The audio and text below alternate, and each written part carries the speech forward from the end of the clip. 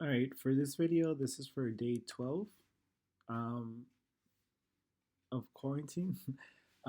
This is page 18 for the iReady guide. So it should look like this, page 18. Um, Now, if you notice, I have a little sign poster to the right side. It's called the real numbers.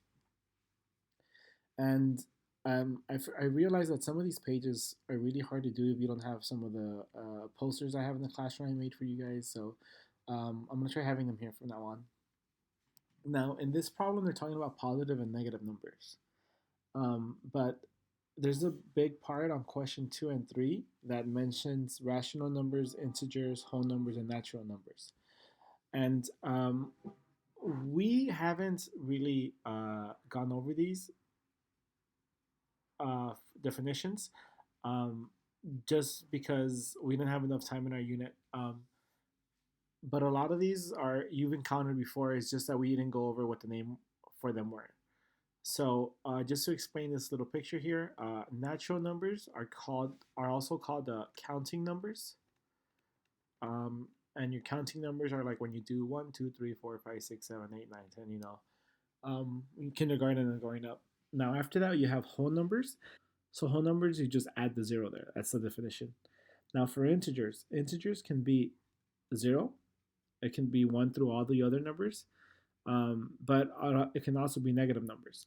But if you notice, all of these numbers here are not fractions or decimals. So when you get to rational numbers, that's when you can have decimals and fractions. And remember, fractions are decimals. So for example, this fraction means 0.66. And this one right here just means -4. 8 divided by 2 is 4. But it's a fraction, so it's a rational number. So rational numbers are basically decimals, fractions, integers, infinite numbers, whole numbers like zeros, and natural numbers 1, 2, 3. So rational numbers are every number in here. But if you notice, irrational numbers on this side, irrational numbers are numbers that are like that they go infinitely. Remember, this line means infinite, but when it goes infinite, it doesn't repeat. For example, when you write the numbers for pi, I don't know the numbers, but you can go infinitely and it doesn't repeat. Same thing when you do the square root of 2 and square root of 3. We haven't gone over that, but I mainly want you to focus on this one, on this chart over here. So I'm going to zoom in just because that's the one we're going to be using.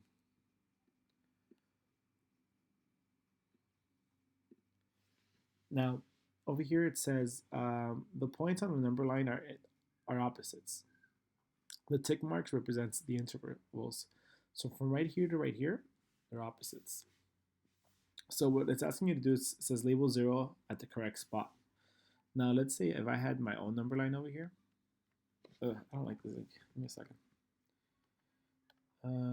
Let's say I had my own number line over here. And I had 2 ticks. So let's say I have one right here. And I had one right here. Now for this, if I had a label 0, where would it be? Now the thing I have to do is I have to count from right here to right here. So it's 1, 2, 3, 4, 5, 6, 7. Oh, I should add one more. 8. Sorry, so it should be 1, 2, 3, 4, 5, 6, 7, 8. Now, the points on the number line are opposites. So these two numbers right here are opposites. But they have 1, 2, 3, 4, 5, 6, 7, 8 apart. In order for them to be exactly away from each other, they have to meet right in the middle, which would be right here, which would be my 0. So I would have 1, 2, 3, 4 going this way, 1, 2, 3, 4 going this way. So I would label it like this.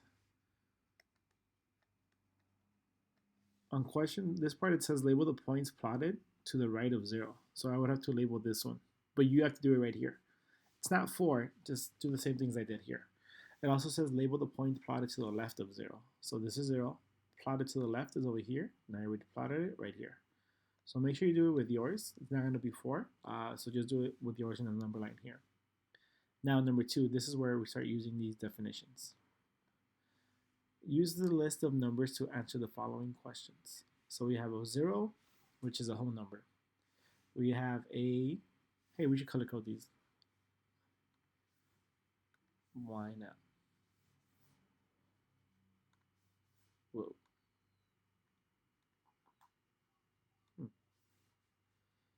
Sorry Sorry about that. So let's color code this one yellow. So 0. Well, oh, I can't do it. All right, whatever. It's all good. Um, it's all good. So 0. So 0 is my whole number. 4. 4 is my natural number. -2 is an integer. 2/3 is a rational number. -1.8, that's a negative number. It's an integer, but it has a decimal, so it would be over here. -1.8. Then we have 16. So 16 is just a regular counting number. Then we have 3.2 decimal, so that's a rational number. And then we have -5/4. So it's a fraction with a negative, which will go right here. Oh, I like this one. Now, it says which numbers are rational numbers. So, which are the rational numbers? Here's rational numbers. So everything in here. So basically everything, right? So which numbers are rational numbers? All of them, okay, that are not integers. That are not integers. So they're not integers. So here's my integers. My ones that are not integers are this one over here and this one over here. So these are not integers. These are integers. But I guess these are not integers too. So which rational numbers, so this whole thing, are not integers? So, man, it's a big list. Okay, so let's go with 0. 0 is a whole number, yep. Okay, so it'd be 0 for our answer for number 2. I'll do it over here. So we have 0 as our answer, okay. What about 4? 4 is not an integer. Yep, it's not an integer. All right, -2. -2 is an integer. So that one is an integer, so we can't put -2. All right, 2/3. 2/3 is a rational number, so it's not an integer, okay. And then -1.8, that's a rational number. So which numbers are rational numbers that are not integers? Okay, that works. So -1.8. 16 is a natural number, so that works. 3.2 is a rational number, okay. And -5/4 is also. Yeah. So the only one that wouldn't go here was -2, because it asked me which ones are not integers. -2 is an integer, so we can't put -2 here. Now let's look at the next one. Of the remaining numbers, which are integers, okay, but not whole numbers. Okay, so now it's telling me which are integers, okay, let's make this one bigger. Okay, which are integers, okay, so from right here to right here, those are integers, okay, which are integers, but not whole numbers. So not 0, so not whole numbers. So now we're going to cross out 0. It's not that one. Let's erase them. Let's Thanos erase them. So it's not going to be 0. Okay. So not whole numbers. So which are integers? Oh, which are integers? So all the rational numbers, they're not integers. So we couldn't count rational numbers. So we can't count fractions, and we can't count decimals. So we have to delete these. These are not integers. These are rational numbers. We can only count the ones that are integers, but not whole numbers. Now, 4 and 16 are natural numbers. That means they're inside the integers, like they're part of integers, but they're not whole numbers. So we took out the 0. So our answer for this one would just be 4 and 16. Now the last one says of the remaining numbers, which are whole numbers? Of the remaining numbers, which are whole numbers? Well, they're both whole numbers. So for this one, we would say 4 and 16 are whole numbers. Wait, I don't like these wordy ones, but we got to practice them. It's part of math. All right, let's go to the next one, number 3. It says, use the following terms to complete the following statements. Integers, rational numbers, and whole numbers. Use each term only once. The counting numbers and 0 are, so counting numbers are these. So these counting numbers and zeros are, they're this. Next one.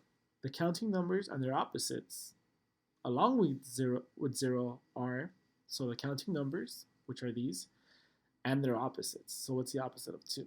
Negative 2. Opposite of 4, negative 4. Okay, so it's talking about integers. So it's talking about in that the counting numbers and their opposites and 0. So what are they called? So all of these are inside this one right here. So integers. So it counts for all of these here. Now let's go to the next one.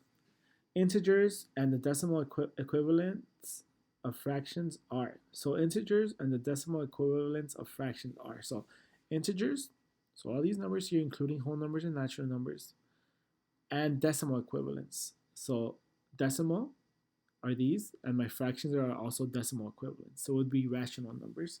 So it's talking about rational numbers and integers. So integers and decimal equivalents, this fancy word right here, fractions are, they're all these right here.